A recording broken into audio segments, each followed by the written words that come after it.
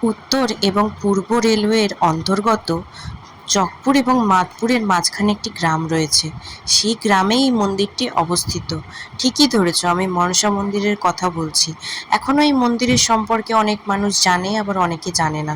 এই মন্দিরটা এখন যেখানে এত সুন্দরভাবে তৈরি করা হয়েছে, এই জায়গাটা আগে একটা জঙ্গল ছিল, যেখানে কোনো মানুষই আসতো না ঠিকঠাকভাবে কোনোদিন।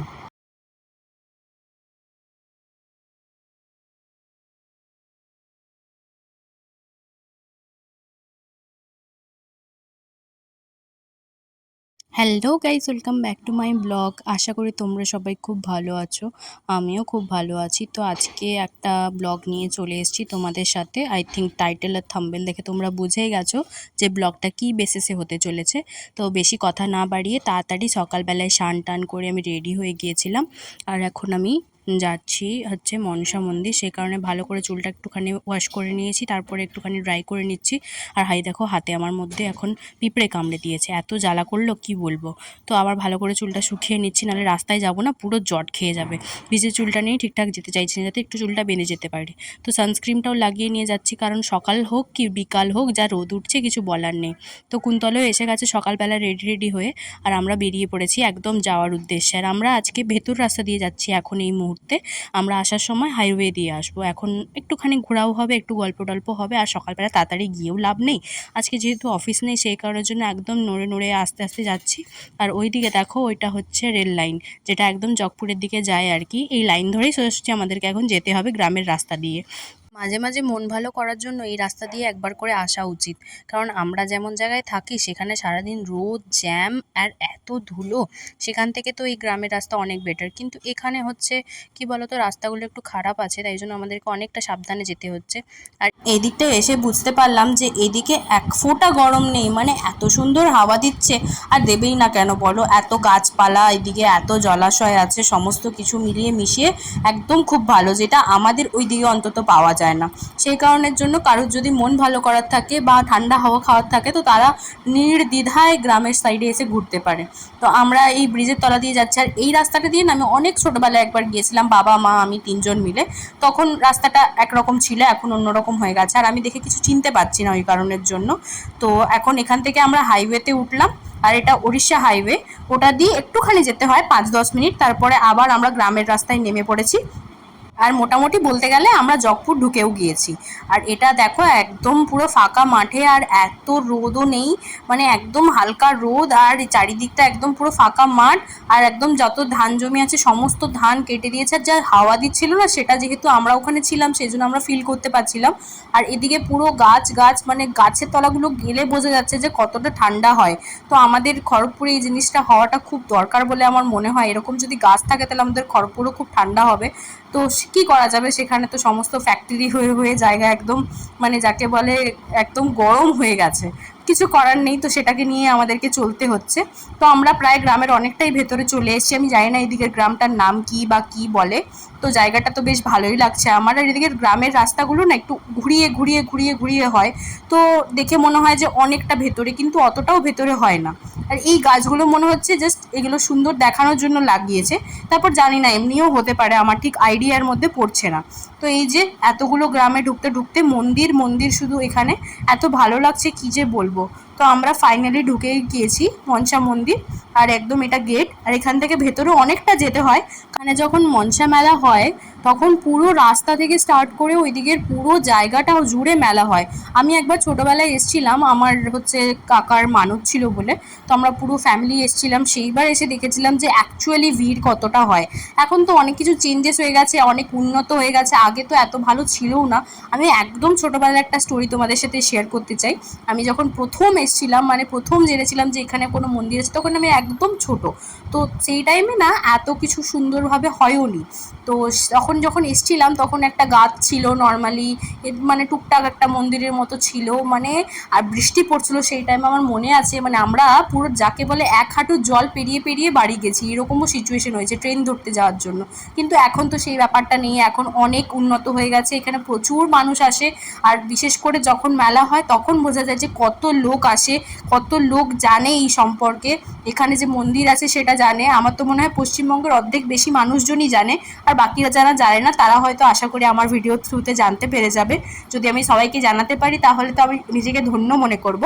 তো আমরা মন্দিরের সামনে চলেও এসেছি, আর যেহেতু আমরা শনি মঙ্গলবার দেখে আসিনি, আজকে ছিল বুধবার, সেই কারণের জন্য আমরা একদম সুন্দরভাবে এখানে গাড়িটা সামনেই রাখতে পেরেছি। আর এই দেখো ট্রেন লাইন, যাকে বলে মাঠে মাঠেই চলে আসা যায়, কিন্তু যেহেতু এখানে এখন ট্রেন দাঁড়ায় না সেই জন্য লোক নেমে আসতে পারবে না। কিন্তু যখন এখানে মেলা হয় বা বিশেষ বিশেষ কোনো পুজোর দিন থাকে, সেই দিনগুলো আমি ঠিক জানি না কবে কবে থাকে, মোটামুটি একটা ভালো দিন দেখে যেদিন যেদিন থাকে সেদিনকে কিন্তু ট্রেনগুলো এখানে দাঁড়ায়। তো সেখানে ট্রেন দাঁড়ালে লোক মানে ইজিলি যাকে বলে নেমে চলে আসতে পারবে। তো এখানে দোকান খোলা ছিল, আমি ঢুকলাম, ঢুকে বললো যে জুতোগুলো আগে তোমরা খুলে রেখে দাও, তো সেই জন্য জুতোটা খুলে আগে রেখে দিলাম। তারপরে এখন ডালার মধ্যে জিনিস নিতে হবে, মানে যাকে বলে প্রসাদ বা ফুল টুল সমস্ত কিছু নিতে হবে। আর যেহেতু পুজোটা আমি নিজেই করব, এখানে কোনো ব্রাহ্মণ নেই, সেই কারণের জন্য মানে নিজেরই যতটা যা যা পছন্দ বা প্রয়োজন সেই জিনিসগুলোই নেব। এবার যেহেতু আমি নিজের ঘরের জন্য নিচ্ছি না, আমার বাড়ি কুন্তলের বাড়ি, আমার অফিস, মানে সব জায়গায় আমাকে প্রসাদ দিতে হবে, সেই কারণে আমি ভালো মতো প্রসাদ নিয়ে নিচ্ছি এখান থেকে, কারণ অন্য কোথাও থেকে তো নেওয়া যাবে না, এখান থেকে নিতে হবে। তো সেই কারণে এখানে বেশি বেশি প্যাকেট আমি তুলে নিচ্ছি। আর ওখান থেকে একদম কম্পালসারি যাকে বলে ধূপ টুপ এগুলো সমস্ত কিছু ওরাই দিয়ে দেয়, আর বাকি সমস্ত কিছু চয়েস করতে দেয় যে তুমি কি নেবে না নেবে, কারণ প্রসাদটা তো যে যার নিজস্ব ব্যাপার। তো ওখান থেকে আমরা প্রসাদ নিয়ে ওগুলোকে রেখে দিয়ে তারপর যাচ্ছি এখন জলে পা ধুতে। যেখানে এই যে দেখছো পুকুরটা, এটা কিন্তু আগে ছিল না। আমি লাস্টবার যখন এসেছিলাম তখন এই পুকুরটার কাজ হচ্ছিল, এর আগে মানে এর পাশেই একটা আর কি পুকুর ছিল, সেখানেই সবাই পাটা ধুতো। এটা তো একদম যাকে বলে সুন্দর ঘাট করে দিয়েছে, সুন্দর বাঁধিয়ে দিয়েছে, আর জলটাও অনেক বেশি আছে এখানে। আর দেখে তো মনে হচ্ছে অনেক স্লিপারি হবে, তাও আমি আস্তে আস্তে নামছি, বুঝতে পারছি না যে কতটা কি হবে না হবে। আর আমার বেশি না জলে একটু ভয় লাগে, তো সেই কারণের জন্য আমি অতটা বেশি ডিপে যেতে চাই না, সামনেই পাটা ধুয়ে ভালো করে একটুখানি মাথায় জল টল নিয়ে, মানে সবাই শুনেছি যে এখানে এসে এরকমই করতে হয়, ছোটো থেকেই করে আসছি, তো সেটা আমি ভালো মতো জানি। আর কুন্তলও গেল, ও গিয়ে মাথায় একটুখানি জল টল নিয়ে এলো। তা ওকেও বলেছিলাম যে বেশি দূরে যাওয়ার দরকার নেই, পা না ভীষণ স্লিপ করছে, সেই কারণের জন্য একটুখানি সামনে গিয়ে জল টল নিয়ে এখন যাচ্ছি ওপরের দিকে, দেন ডালা নেব আর বেরিয়ে যাব পুজো দিতে। তো এই যে এটা দিয়ে এখন যাচ্ছি, কারণ তখন যেটা দিয়ে আসছিলাম না পায়ে ভীষণ লাগছিল, আর আমরা যেহেতু খালি পায়ে হেঁটে অভ্যস্ত নই সেই কারণের জন্য খুব লাগছিল। আর এই জায়গাটা না দণ্ডি কাটার জন্য অ্যাকচুয়ালি করে রেখেছে সবাই, যারা এখানে এসে নিজের মনের মানে কি বলবো আশা পূরণ করার জন্য দণ্ডি কাটে, সেই কারণের জন্য এই জায়গাটা এরকম করে রেখেছে যাতে কারোর অসুবিধা না হয়। ওই দেখো সামনে একজন দণ্ডি অলরেডি কাটছে। তো আমরা এখন যাচ্ছি হেঁটে হেঁটে মন্দিরের দিকে, আর মন্দিরের ভেতরে ঢুকবো করে। আমি তো ঢুকে গেছি, আর কুন্তল বাইরে দাঁড়িয়ে ছিল, তারপর ও বললো যে ঠিক আছে আমিও চলে আসছি। তারপরে আমি গেলাম ভালো করে পুজো দিতে। আর এখানে না একটুখানি দেখে শুনে সবাইকে পুজো দিতে হবে, কারণ এখানে প্রচুর মৌমাছি আছে। জানি এখানে কামড়াবে না, কিন্তু ভয় পেতে পারো মৌমাছি দেখে, প্রচুর মৌমাছি, মানে মনে হবে যে এই হাতে কামড়ে দিচ্ছে, কিন্তু কাউকে কামড়ায় না। এটা এখানে সব থেকে বেস্ট জিনিস, আমি তো বুঝতে পারি না যে কেন কামড়ায় না, কিন্তু প্রচুর মৌমাছি আছে, তো একটু দেখে শুনে ভালো করে পুজো দিতে হবে। তো এখানে আমি ভালো করে এখন ফল প্রসাদ দিয়ে দিচ্ছি, পুজো দিয়ে দিচ্ছি। আর এটা তো যেহেতু পুরোপুরি নিজস্ব পুজো দেওয়া, নিজের যেরকম মনের ইচ্ছা সেরকমভাবে যা কিছু দিয়ে আমি পুজো দিতে পারি, তো সেই জন্য এখানে কোনো বাধা ধরা যেহেতু নেই, সেই কারণে এখানে একটু ওখানে একটু এরকম করে পুজো দিচ্ছি, কারণ আমরা তো আর নিজেরা পুজো করতে জানি না সেরকমভাবে, তো যতটা জানি সেটা দিয়েই আমরা করার চেষ্টা করছি। দোকান থেকেই একটা ছোট আর কি আমাকে এরকম একটা কৌটো দিয়েছিল, যার মধ্যে দুধ ছিল আর কি, তো সেটাই আমি সব জায়গায় দিয়ে দিলাম। ওখান থেকে একটুখানি জাস্ট প্রসাদ হিসেবে তুলে নিয়ে আসবো, কারণ এখান থেকে একটু নিয়ে যেতে হয় এই আর কি। কিন্তু এমন ব্যাপারটা না, আমি দেওয়ার সাথে সাথে পুরোটাই দেখছি ভেতরের দিকে চলে গেল। তো আমি যাই হোক একটু হাতে করে করে টেনে টেনে তোলার চেষ্টা করলাম, তো কিছুই তো তুলতে পারলাম না। তো যাই হোক, তারপরে এখানে একটুখানি সিঁদুর ছিল, সেটাও আমি দিয়ে দিলাম এখানে ভালো করে। তারপরে আর তো কিছু সেরকম দেখতে পাচ্ছি না। তো আর ধূপ টুপগুলো দিয়েছে, ওটা ওই দিকে যে ঠাকুর আছে ওইখানে গিয়ে আমি জ্বালাবো। তো এখানে সমস্ত কিছু কমপ্লিট হয়ে গেছে, আর একটুখানি ফুল টুল যা আছে সেগুলো নিয়ে আমি যাচ্ছি একদম ওই দিকে। ওইখানে যে একদম ঠাকুরের বিগ্রহটা দাঁড় করানো আছে, এখানে সবাই পুজো দিচ্ছে দেখছি। কিন্তু এখানে না একটা প্রবলেম, যেটা আমার মনে হয়েছে প্রবলেম নয়, ব্যাপারটা হচ্ছে কি ভীষণ স্লিপারি, মানে এই যে দুধ পড়ছে, ফল পড়ছে, মিষ্টি পড়ছে না, এবার কী বলতো ভীষণ স্লিপ হয়ে যাচ্ছে। তো সেটা একটু দেখে শুনে আর কি সবাইকে করতে হবে, পুজো দিতে হবে, কারণ পা স্লিপ করে যেতে পারে। রীতিমতো ঠাকুরটা এতটাই ওপরে রয়েছে যার জন্য আমার ওখানে হাত পৌঁছয়নি, সেই কারণের জন্য পাশে যে ছোটো ঠাকুর ছিল আমি সেখানের মধ্যেই চাঁদবালাটাকে দিয়ে দিলাম। কি করব, ছোট মানুষ তো, আমার হাত পৌঁছলো না সেখানে। তারপরে এখানে এসে কুন্তলও গেল যে ও ঠাকুরকে একটু ধূপ দেখাবে, ঠাকুরের কাছে একটু পুজো টুজো দেবে, তো সেই জন্য ও করছিল, আর আমার কমপ্লিট হয়ে গেছিলো বলে আমি দাঁড়িয়েছিলাম আর দেখছিলাম। আর এই মন্দিরের সব থেকে ইন্টারেস্টিং পার্ট হচ্ছে এই মন্দিরে কোনো ছাদ নেই, মানে পুরো খোলা আকাশ, বৃষ্টি পড়লে পুরো ভিজতে থাকে, পুরো রোদটা একদম মাথায় পড়ে, মানে কোনো কিছুই একদম আটকানো যায় না। কারণ আমি শুনেছি যে এখানে নাকি মানে মন্দিরের নির্দেশই ওরকম আছে যে এখানে কোনো রকম ছাদ দেওয়া যায় না। তো ভালো করে পুজো টুজো দিচ্ছিল, সব জায়গায় ধূপ টুপ দিচ্ছিল, তারপরে ও প্রণাম করতে গেল, তো আমিও প্রণাম করে তারপরে আমরা এখানে এলাম এই দিকে একটুখানি ভিডিও নিতে। এগুলো হচ্ছে যারা সমস্ত মানত করে ঠাকুরের কাছে যে আমার এটা চাই ওটা চাই, বা যে যেটা চায় না কেন সেই হিসাবে যদি সেটা ফলে যায়, সেই কারণের জন্য তারা ঠাকুর আর কি এরকম দেয়, এখানে ঠাকুর দেয় আর কি পুজো দেওয়ার জন্য।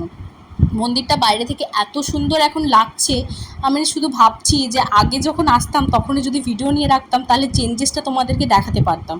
আর এখানে এত ছাগল রয়েছে, জানি না কোথা থেকে এত ছাগল এসছে, প্রচণ্ড ভিড় করে রেখেছে পুরো জায়গাটাকে। আর এরা তো এখানে ভীষণ মারপিট করছে, তো আমি এদেরকে দেখে ভীষণ এনজয় পেয়েছি, মানে আনন্দ করেছি ভীষণ যাকে বলে। এদেরকে দেখে এরা এত মারপিট করছিল যেটা এখানে বোঝানো যাচ্ছে না, কারণ আমি পুরো ভিডিওটা না তো ঠিকঠাক নিতে পারিনি। এটা অ্যাকচুয়ালি গেস্ট হাউস, মানে এখানে লোকজন যখন এই যে মেলার সময় আসে তখন থাকার জন্য এই জায়গাটা করা হয়েছে আর কি। এটা আগেও ছিল না, এটা আস্তে আস্তে হচ্ছে টাইপ, মানে হোটেল টাইপের হচ্ছে যাতে লোকজন এসে থাকতে পারে, পুজো দিতে পারে। মানে যত উন্নত হচ্ছে, যত লোকে জানতে পারছে, তত জিনিস বাড়ছে আর কি। তো আমরা একটুখানি দূরের দিকে এসে বসেছিলাম, এদিকটায় এত সুন্দর হাওয়া দিচ্ছে না, মানে আমি বলে বোঝাতে পারবো না যে কি ভালো লাগছে। তো আমি এদিকে ভালো করে একটু দাঁড়িয়ে হাওয়া খাচ্ছিলাম, কুন্তল তো বসেই গেল, ও বলে আমি আর দাঁড়াতে পারছি না। তো আমাদের পুজো কমপ্লিট হয়ে গেল, ও লাস্টে গেল একটুখানি ঘন্টি বাজিয়ে লাস্ট টাইমের জন্য একদম পুজো দিয়ে, মানে যাকে বলে প্রার্থনা করে একদম চলে যাওয়ার জন্য। তো আমরা এখন যাচ্ছি হেঁটে হেঁটে, গাড়িটা ওখানেই রাখা আছে, এখন যাচ্ছি আমরা খাবো বলে। তো ওইখানে হচ্ছে অনেক দোকান রয়েছে, এবার সেই দোকানগুলো কি বলতো প্রত্যেক দিন খোলে না, শনি মঙ্গলবারে সব দোকান খোলে, কিন্তু ও মানে এক একটা দোকান হচ্ছে মানে এদের ভাগ করা আছে যে এ সোমবার খুলবে, এ মঙ্গলবার খুলবে, এরকম এরকম ব্যাপার আছে আর কি। তো একদিন শুনছিলাম আর কি অনেক দিন আগে, তো সেই কারণের জন্য জানি। তো এখানে আমার সবথেকে পছন্দের এই যে পেটাই পরোটা, এটা নিয়ে আমি বসে পড়েছি। তো এটা তো আমার অল টাইমের ফেভারিট, মানে আমি কি বলবো, এটাকে আমি সাথে নিয়ে যাই ঘরে দুদিন খাওয়ার জন্য, মানে রাত্রে খাবো আবার পরশু দিন সকালে খাবো, এরকম ব্যাপার হয়। তো এখানে একটুখানি নিম্বু পানি দেখতে পেয়েছি, তো আমি বললাম দাদা বানাও, যা গরম পড়েছে তাতে তো খেতেই হবে। আর ভালো মতো তুলসী পাতা টাতা সমস্ত কিছু দিয়ে করছিল, দেখতে এত ভালো লাগছিল না। আমি শুধু কুন্তলকে দাঁড়িয়ে দাঁড়িয়ে সাইডে এটাই বলছিলাম যে এটা যদি আমরা আমাদের খড়পুরে অর্ডার করি তাহলে এটার দাম 70 থেকে 80 টাকা নিয়ে নেবে মিনিমাম। বাকি তো আমি বলতে পারছি না কত কী নিতে পারে, আমার অত আইডিয়া নেই। যতটা আমাদের খেয়ে এক্সপিরিয়েন্স হয়েছে বাইরে ততটা আমার মনে হয়েছে। আর এখানে কত নিয়েছে জানো, জাস্ট 10 টাকা। 10 টাকায় যা জিনিসটা দিয়েছিল না, মানে আমার তো খেয়ে একদম মাইন্ড ফ্রেশ হয়ে গেছে যাকে বলে। সকালবেলায় সেটাও খেলাম, আর খেয়ে একদম আজকের মতন মন্দিরকে টাটা বাই বাই বলে বেরিয়ে গেলাম। আর তোমরা যদি আসো না এই দোকানটায় কিন্তু খেও, তোমাদেরকে দোকানটা আমি দেখিয়ে দিলাম। তো চলো এবার যাচ্ছি বাড়ির দিকে, আবার যদি কোনোদিনও মা টানে তাহলে আবার নিশ্চয়ই আসবো, বারবার আসবো। আর কি বলো তো, বাড়ির সামনে তাও আমরা আসতে পারি না, হয়তো মা চায় যখন তখনই আমরা আসি, সেই কারণের জন্য আমরা তাড়াতাড়ি আসতে পারি না, দেরি করেই হয়তো আসি। তো ঠিক আছে, বেশি আর বকবক করবো না, এখন আমরা বেরিয়ে যাচ্ছি বাড়ির দিকে। আর আবার যাওয়ার সময় আর হাই রোডটাই ধরলাম, আর ওই দিকের মানে একদম গ্রামের সাইডটা দিয়ে আর যাবো না, একটু লেট হয়ে গেছে। আর ও কুন্তল একটু যাবে কোথাও আর কি, ও বলছিল কলকাতা যাওয়ার ব্যাপার আছে, তো তাড়াতাড়িও করছিলাম সেই কারণের জন্য। তো এখানে এই যে দেখতে পাচ্ছ এই ব্রিজটা, এটার উপর দিয়ে কিন্তু ট্রেনটা ক্রস করছিল, যেটা আমরা মন্দির থেকে দেখতে পাচ্ছিলাম। তো সেটা আমরা ক্রস করে এখন যাচ্ছি, আর হাই রোডে উঠেও পড়েছি। এটা কেন জানি না হাই রোডে একটুখানি ভয় লাগে, সেই কারণের জন্য আমি ওকে যাওয়ার সময় বলেছিলাম যে যাওয়ার দরকার নেই, ঠিক আছে তো এমনি চলো, আসার সময় দেখা যাবে হাই রোডে। আর এইদিকে দেখছো গাড়িগুলোর কত স্পিড আছে, মানে একদম যাকে বলে লেভেল হয়ে যাচ্ছে, তো সেই কারণে একটু ভয় ভয় লাগছিল। তো মনে সাহস নিয়ে আমরা চলেও গেলাম আর বেরিয়েও পড়েছি। আর এই যে দেখো এখানে লেখা আছে খড়গপুর, আমরা খড়গপুর ঢুকছি আর কি যাকে বলে। আর বেশি দূর নয়, মোটামুটি এখান থেকে হয়তো ওই 5-6 কিলোমিটার মতো হবে আর কি, আমার ঠিক আইডিয়া বলে না কতটা আমি জানি না। তো এখানে মোটামুটি আমার হিসাব অনুযায়ী 5-6 কিলোমিটার হতে পারে। তো এই যে আমরা এখন যাচ্ছি ব্রিজের ওপর দিয়ে। আর এইদিকের হাইওয়েগুলো না আমার পুরো মাথার উপর দিয়ে যায়, যে কোনটা আমাদের খড়গপুরের দিকে যাচ্ছে, কোনটা কোন দিকে যাচ্ছে, মানে আমার তো মানে আমি বুঝতেই পারি না। যাই হোক, ও সমস্ত কিছু চেনে, সেই কারণে সুবিধা হয়েছে। আর এটা হচ্ছে আমাদের খড়গপুরের টপ মোস্ট হোটেল, যেটা হচ্ছে গ্রিনল্যান্ড, যেখানে এসে আমাদের মানে সিএম যে মমতা বন্দ্যোপাধ্যায় আছেন উনি এসে থাকেন এখানে শুনেছি আমি। তারপরে এখানে আমরা এখন যাচ্ছি বিআরজির ভেতর দিয়ে, মানে এখানে সমস্ত ফ্যাক্টরিগুলো আছে, এখানে যত ম্যানুফ্যাকচারিং হয় বা এখানে সমস্ত কিছু রেডি ফেডি হয় সেখানে সমস্ত ফ্যাক্টরির ভেতর দিয়ে। আর এই জায়গাতে না আমি গাড়ি চালানো শিখেছিলাম। মানে এই জায়গায় কী বলতো, সবসময় গাড়ি থাকে না, সকালের দিকটা এখন ভিড় আছে ঠিকই, কিন্তু একটু মানে বিকেলে হয়ে গেলে, মানে যখন আমি গাড়ি শিখেছিলাম তখন মনে হয় শীতকাল ছিল যতটা আমার মনে পড়ছে, তো একটু মানে বিকেল হয়ে গেলে না লোকজন কমে যায় এদিকে। আর এদিকে এখন দেখো পুরো সারিয়ে দিয়ে দেখতে পাবে তুমি এখানে লরি দাঁড়িয়ে আছে, কারণ এখন সকালবেলা, কিন্তু আমি যখন শিখতে আসতাম তখন এসব তো থাকতো না। তো আমরা একদম এই যে খড়গপুরে ঢুকে গেছি সাইডের রাস্তা দিয়ে, আর বেশি দূর না, এখন মোটামুটি চলো বাড়ি যেতে হবে, অনেকটা বেলাও হয়ে গেছে আর রোদও উঠে গেছে, আর ভালো লাগছে না বেশিক্ষণ। তো যাই, আজকের মতন এখানেই ভিডিওটা শেষ করছি। ভিডিওটা কেমন লাগলো অবশ্যই তোমরা আমাকে জানিও। অ্যাকচুয়ালি কী বলো তো, আমি এত বেশি বকবক করতে পারি না, তাও আমি চেষ্টা করছি যে ভিডিওর মধ্যে কথা বলার, শুধুমাত্র ভিডিওটাকে না শো করার, ভিডিওটার মধ্যে যাতে আমি একটু বেশি করে কথা বলতে পারি, যাতে তোমরা আমার ভিডিও দেখে মানে ইন্টারেস্টেড ফিল করো, সেই কারণের জন্য। তো চলো আজকের মতন এখানে শেষ করছি, দেখা হচ্ছে আবার, টাটা।